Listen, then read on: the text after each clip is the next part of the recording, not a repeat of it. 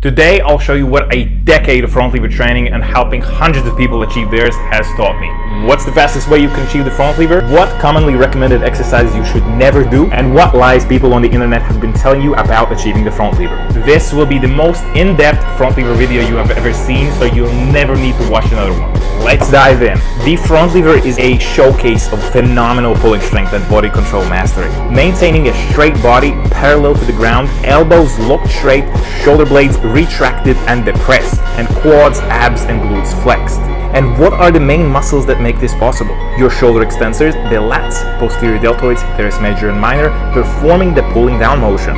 And shoulder blade retractors, trapezius and rhomboids, performing the retraction motion. And already we have a bunch of you screaming, "What about the abs? Front lever is all about the core." Calm down now. This is the second biggest lie people have been telling you about the skill since the beginning of time to this day. Let me explain. This is the function of the abs or rectus abdominis in the front lever. Extending your legs just like you would do in a simple leg raise or L-sit. And so if you can already perform a good L-sit, the quickest way for you to reaching a full front lever would involve zero ab specific training because your core is already stronger than necessary. Without even noting that as you work towards developing all the other primary muscles, it's impossible that your abs will somehow fall behind. But my pelvis sinks when I do the front lever. It's obviously because of lacking core strength.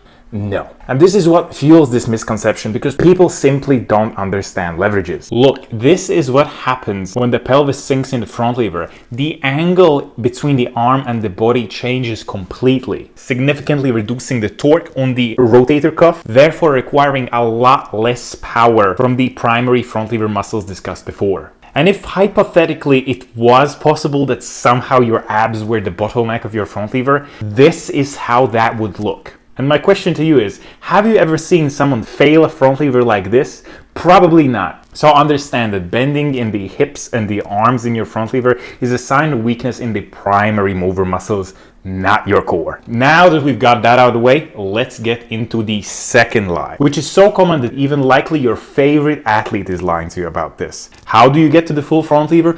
Just do the holds, bro. Just work hard with the holds. Sure, if your body weight is 45 kg, that might even work for you. However, if it doesn't go so easy for you, let's look at it from a bit more of a smarter approach. And in order to do that, let's first understand what even is strength for calisthenics skill. There are three components to calisthenics strength. The physical muscle mass of your type 2 fast twitch muscle fibers, which we build with hypertrophy, focusing on building those muscle fibers in size in 5 to 12 rep range. Number 2, the neural adaptation of those muscle fibers for maximum efficiency in force production, which we can simply call your overall strength. And if talking about your pulling strength, the most straightforward way to develop that in calisthenics and in general is with weighted pull-ups. Number 3, the proficiency of those muscle fibers in the exact length, holding the exact position, for which we have to do specific skill work in order to teach them exactly what we want, holding the perfect front lever. And notice that the skill work component is the number 3 in achieving the strength, not the only one. So here we get to a huge mistake in traditional statics training. We're only doing holds, we don't develop strength to its potential in the full range,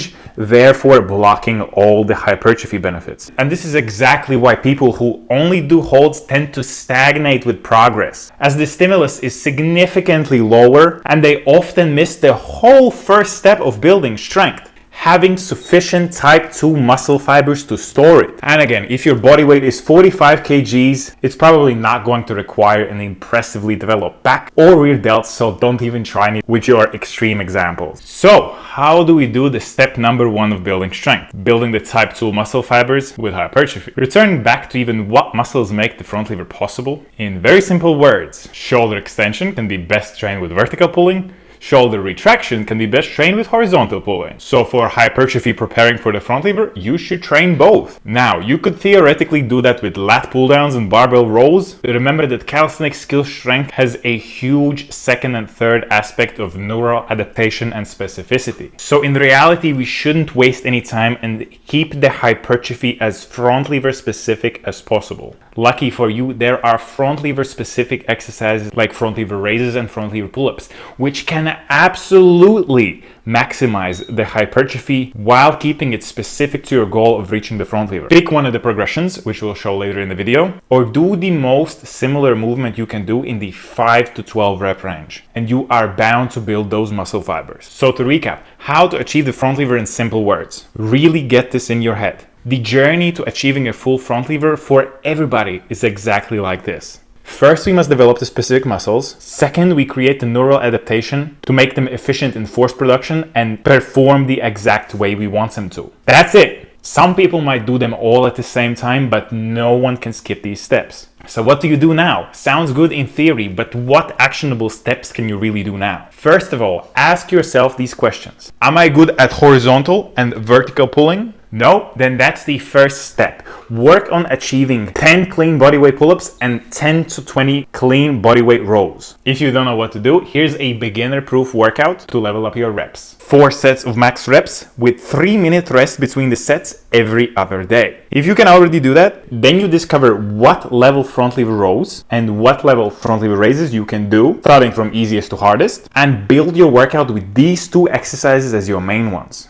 If this will be your first time working on the front lever hypertrophy, then depending on the person, on average I recommend spending at least 2 months with this exact goal: building the front lever muscle. If you manage to build a substantial amount of muscle mass in the specific muscles discussed, then you might be ready to transition into the neural adaptation or skill mesocycle, which is just a fancy word for training cycle. Choose a level you can hold from 5 to 15 seconds. Again, starting from easiest to hardest. Perform 3 to 6 sets per training depending on the length of your holds every other day. So which should you focus on, hypertrophy or skill? In general, people that are struggling with the front lever hold progress are significantly lacking in hypertrophy phases. And people who are very proficient in the full range of motion front lever raises and front lever rows could probably use some specific skill work phases to skyrocket their front lever hold times. Another super simple way to look at calisthenics strength development is that let's say you have a certain amount of pulling strength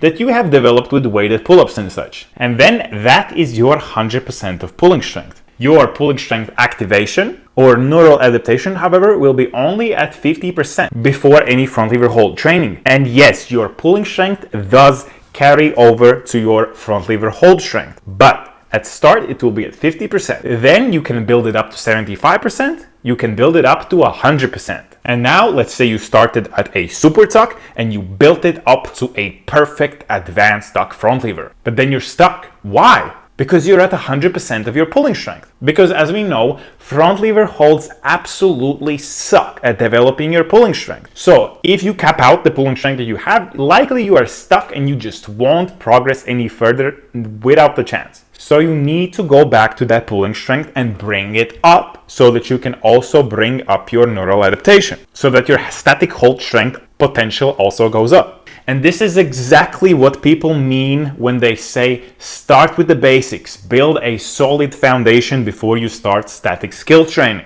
Because if you don't have the base of strength, doing the skill holds is a massive waste of time. Other important notes is that in both of these phases, progressive overload is absolutely mandatory. In order to get stronger and build muscle, you must consistently increase the weight, training volume, or make the exercise more difficult. Over time, or all this will be pointless. Always try to do better than last time. Just like eating well, getting high quality protein, getting enough sleep, all to supply your strength development, muscle growth, and central nervous system recovery. And here are some exercises that you should never do when trying to achieve the full front lever. Like the ice cream makers, no control, no real purpose. Never have this as one of your main exercises unless you're just bored and already have all the front lever progress you want. Next one, jumping in front lever from the floor. This one is horrible. Will very likely result in pain or injury, commonly a rhomboid injury, which I've seen so many times in people who haven't prepared their rowing strength, and this is the absolute best way to get injured.